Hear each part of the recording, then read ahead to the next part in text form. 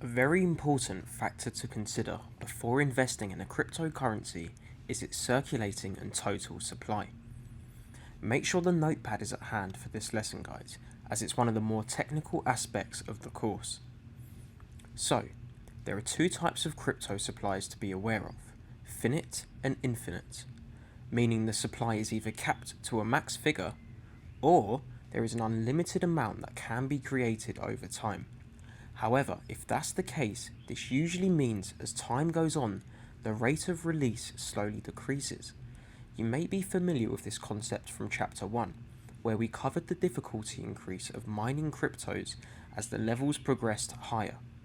So once we've discovered if the supply is finite or infinite, we can then take this one step further and break the supply down into three categories, depending on the cryptocurrency we are researching.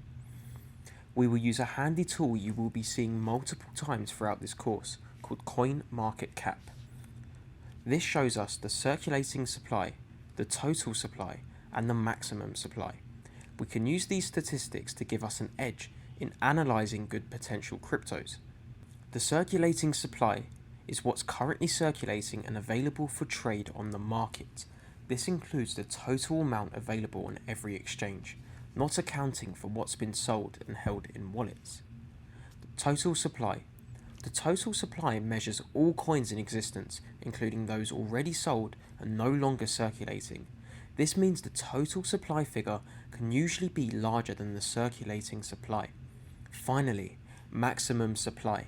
The max amount of coins that will ever exist or be generated for that specific crypto.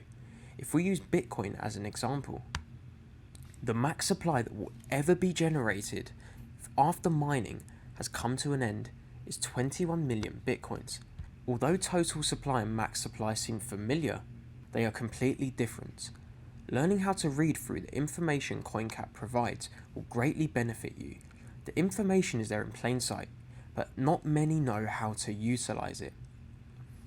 For example, if a cryptocurrency has a circulating supply, but no max or total supply alongside it, that means it has no max supply, and the developers have not set a limit on how much can be created.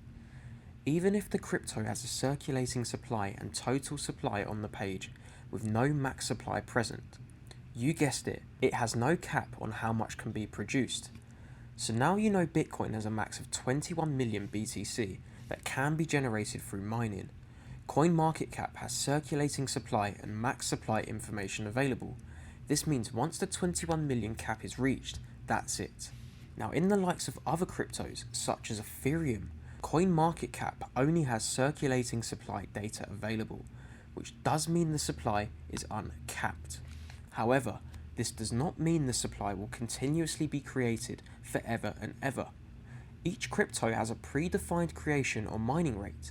This is usually the mining difficulty method, which produces less coins as the years go by, as the difficulty begins increasing.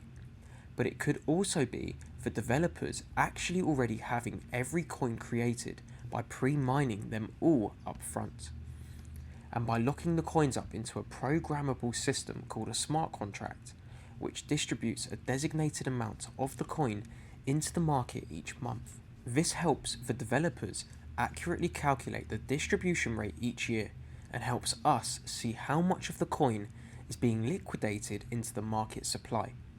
Now you may be wondering, how would this possibly help you? Well, if you take a quick look at the top 20 cryptos, notice that those with the circulating supply in the low to medium millions have prices in the hundreds.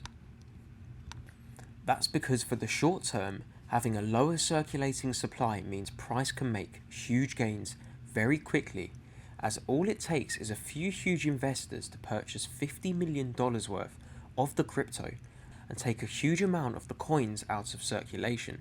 This is simple supply and demand.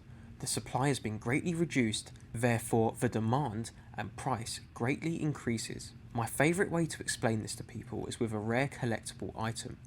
If a company release only 100 limited edition pieces of a certain item, these all sell immediately. There's now no supply and huge demand. The price of these assets soar because they're becoming increasingly harder to acquire. Yet if the company suddenly re-released these same items on a global scale, the value of your holdings would dramatically fall in value. The way coins with circulating supply in the billions solve this is through the smart contracts or increasing mining difficulty. Because the market knows there will be no surprise dump of millions of coins into the supply, they can comfortably still invest into these cryptos, knowing the price will experience huge gains over the long term as the supply gets bought up month by month. If, for example, a company holds 20 billion coins but only releases 1 billion into the market a month, these coins are still being removed from the supply, like the capped cryptos. It just happens in a more secure basis. Practice this method by taking notes of all the supply types and how they work, and putting it into real-life tests by having a browse through coinmarketcap.com and analysing the supply types and the amounts for each cryptos in the top 20. Then analyse their price, charts, and price action to see how effective it would be to know this information in advance before investing.